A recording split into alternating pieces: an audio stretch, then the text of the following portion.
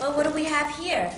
It's the freaking retard. Bullying has become a big problem in many American schools. It can leave long-lasting scars and have grave consequences. I thought in suicide myself, but then I was like, no, I'm not gonna do it because I know who I am and I can deal with it. Marisol Carrere was a victim of bullying during her younger days. She now helps students to overcome bullying. Knowing that this is an experience that I went through and I had a really hard time with it. So I really, as I said so before, wanted to use my art to talk about social issues.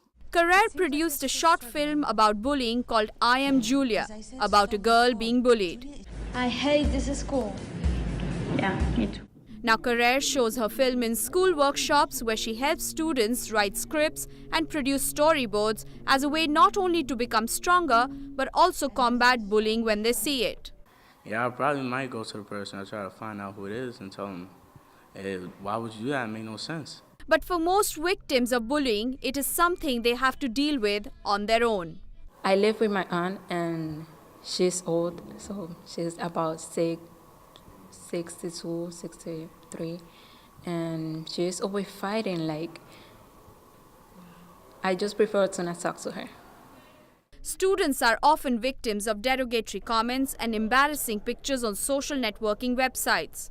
To counter this, most American states now have laws that require schools to adopt anti-bullying policies, and efforts to combat school bullying have escalated over the last decade. Intensified by the inescapable reach of the internet, bullying has become a common act of violence in most American schools.